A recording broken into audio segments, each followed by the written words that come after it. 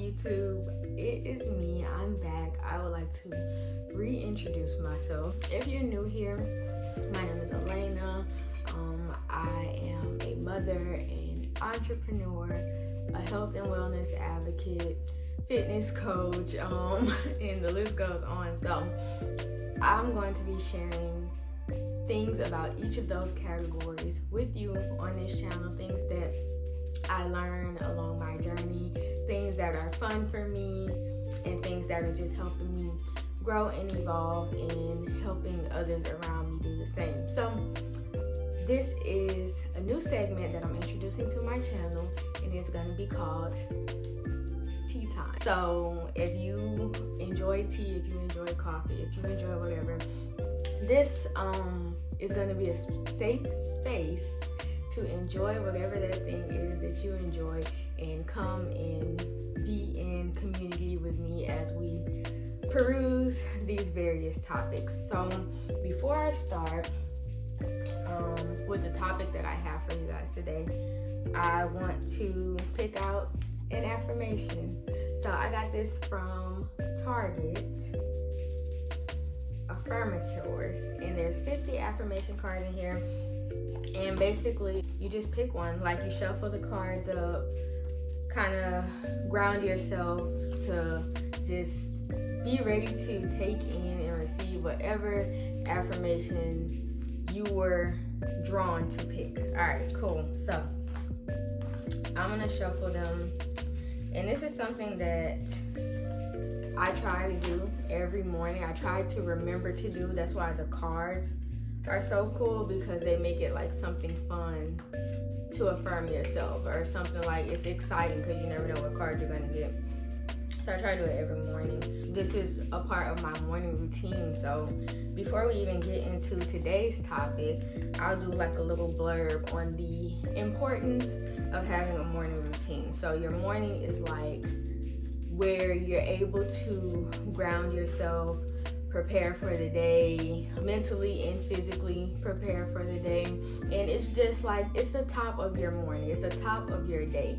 So during this time, you want to have a plan for how your day is gonna go, because I know I'm not alone in that when you don't have a plan for how your day is gonna go, or how your evening is gonna go, or how, if you don't have a plan for how something that you're going to encounter is gonna go, then it's just gonna go. It's just gonna go wherever it wants to go, and then you have to keep up. You have to like trail it along, and that's exhausting. So instead of letting your day, letting your plan do whatever it wants to do at your expense, you can actually flip it and reverse it, and you can plan what your day is gonna do. Do things come up? Yes, but at least you had a plan like that. Maybe you had to alternate or adjust a little bit, but it's not like every single thing turned into chaos just because one thing or two things didn't go as planned for your day. So I hope that makes sense. If you don't have a morning routine, we'll probably do a video about it, but I urge you to just start thinking about the idea of like what your morning routine currently looks like. Is it a routine? What changes can you make to grasp a better hold of your days if your days feel like they're like all over the place and you're not being served? So without further ado, I think these are shuffled well enough. So I'm gonna pick, if I pick one that I picked before, I'm gonna pick again because that would be like the third or fourth time that happened. Gratitude. So here's the card. And it reads, today I am grateful for all of the little things, even when the big things suck. There are always plenty of little things I can be at least a little grateful for, like hot showers and music, and the fact that humans invented an internet and I'm allowed to use it whenever I want to, using fingers and thumbs to do whatever I think them to do at any given moment. So that was a good one. That was like it basically saying you always have something to be grateful for. So when you're raking your brain and trying to figure out, like, trying to do a gratitude exercise or like writing your journal what you're grateful for, it doesn't have to be like this big extravagant thing, right? It could be like, I'm thankful that this particular pair of socks does not have holes in it. Right? Because if you have holes in your socks, then you know that you need socks. But the fact that your current socks don't have a hole in them means that, like, you have good socks, right? Does that make sense? I think that makes sense. So even when big things are happening that are not necessarily going our way, or making us feel our best, it's always important to remember and meditate on the good things that are happening, the gratitudes that you have, the things that you are thankful for. Because just because one big thing happened does not negate that all these small little things are happening in your favor. All right, guys, so we're gonna go ahead and get into the topic. So it's Tuesday, so this will be a Transformation Tuesday topic. So if you're new to me, to my channel, if you've never seen my face before, then you probably don't know that after having my first daughter,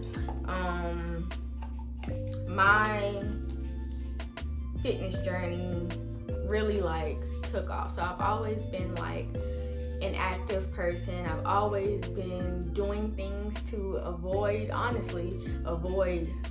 gaining weight, because that was just like I don't know, an insecurity or something that I had. So I've always been pretty active. I've always been pretty healthy as I could be growing up with the information and the knowledge that I had access to. So I had my daughter 2.5 years ago, and right around the time that I got pregnant, I also started learning about the body and about food and about weight loss. Even though I couldn't lose weight, I started learning basically about the fact that food is good for us and food is not to be feared. Food is not to be feared as something that will make us fat, right?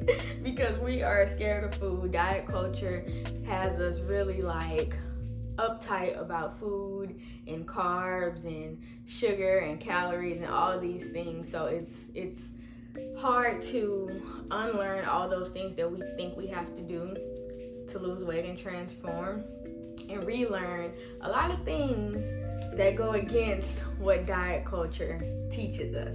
So without further ado, I'm gonna get into these points in the topic that I have for you today. So the name of this topic, the topic for today is: before you can change your body, you must change your mind. Before you can transform your body, you must transform your mind. So I'm going to go into a few tips about how to actually transform your mind and what I mean by that title as a whole.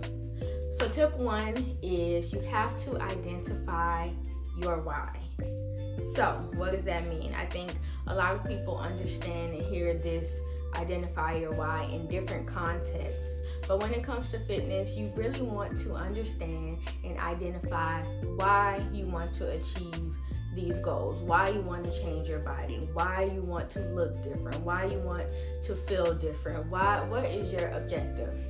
And the thing with identifying your why, it has to be something bigger than I just want to look good, right?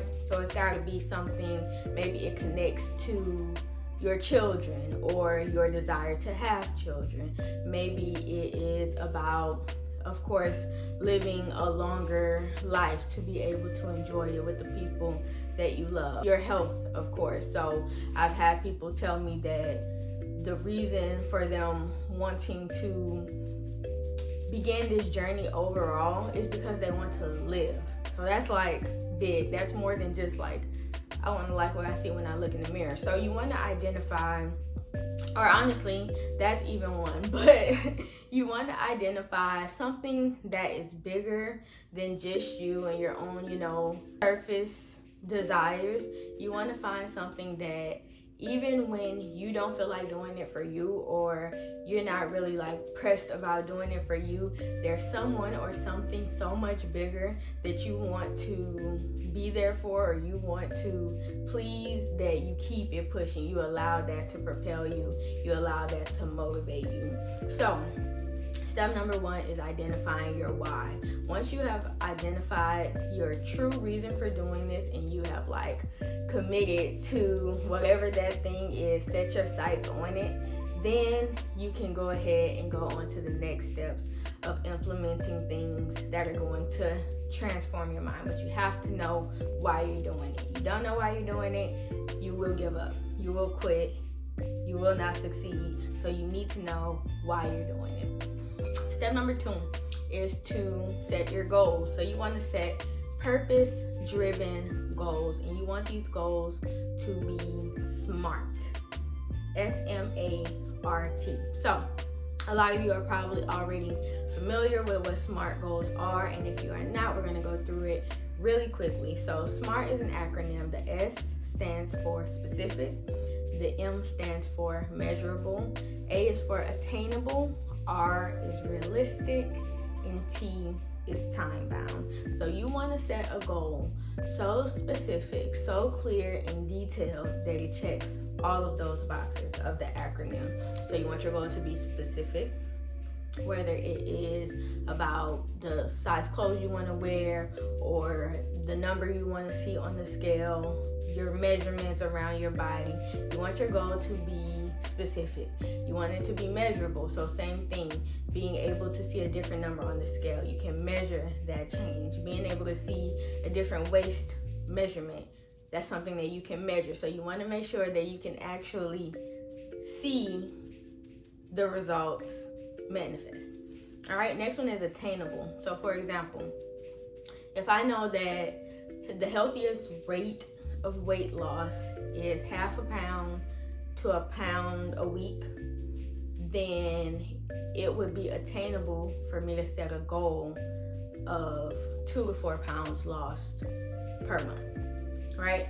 It would not be attainable for me to set a goal of 10 pounds lost every month if I know that that is not something that is in alignment with the healthy route to weight loss. All right, so make sure the goal is attainable, something that you can truly, like, realistically do without any magic pills or sorcery. Okay, so R is realistic, goes right hand in hand with attainable, and T is time bound. So you want to be able to accomplish these changes within a time frame that is realistic and that puts some pressure on you to get it done. You have a deadline, right? When you have a deadline at work, or anybody says there's a deadline, there is new urgency to actually get it done. So you want to attach a deadline to your goal. All right. Number 3, the third thing that you need to do to transform your mind before transforming your body is create a plan. Whether you create this plan for yourself, you sit down, you make time, whether you invest in your health and pay someone to create a plan custom tailored for you, you have to have a plan. When you fail to plan, you are planning to fail every single time. So that means that if you don't make a plan, like I mentioned about the morning routine, if you don't have a plan for your day is going to have a plan for you, essentially. If you don't create a plan, you're planning to fail already. At least with a plan, you know 1 + 1 + 1 will equal 3. You know that if I do this, and then this, and then this, then I will have this. So you want to have that plan. Otherwise, you're just going to get whatever life gives you. So you need to create a plan. Make sure it's something that's structured.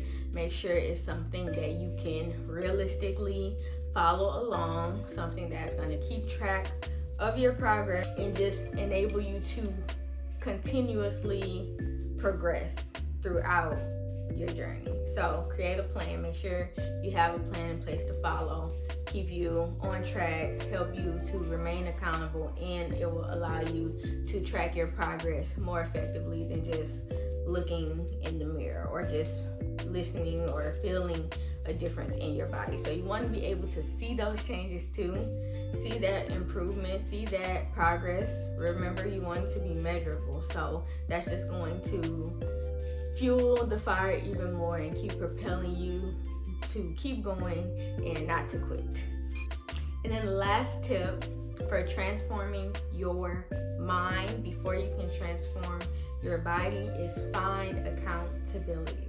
So you want to make sure that after you have done all these things, right? So you've created your goal, you have identified your why, you've created a plan, you've done all these things to ultimately get you to your why and your end goal. You've done all these things in preparation, and how sucky would it be if something came up, life did what it does, and you forgot about everything that you created. You forgot about that whole plan because something took you away and it's taking a while for you to get back. So how do you avoid something like that happening?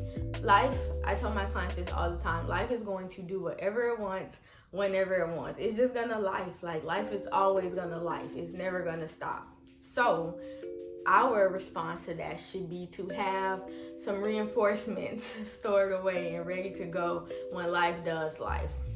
In this case, your reinforcement for adhering to this plan that you just created is to find accountability. So accountability is going to be whether it is an app, a Facebook group, a person, a coach, a workout partner, whatever. You want to make sure that you have something solid that is going to keep you accountable. So not a buddy that has the same goals as you sometimes, and other times like they don't care. You want to be somebody, something that is in your corner, providing support 100% of the time. So it has to be that solid, because your accountability is going to be what keeps you on the path even when life starts doing things, or when your emotions start doing things differently that may make you less inclined to do the things on your list that route you to your end goal, right? So it gets messy. So that's why fitness journeys can be a struggle. But before you can transform your body, there are some mindset transformations that you have to make. I hope these 4 points were helpful for you. If you're on the fitness journey, please let me know. What other topics you'd like me to talk about as it relates to a fitness journey. And I will see you guys in the next video. I hope you guys enjoyed this first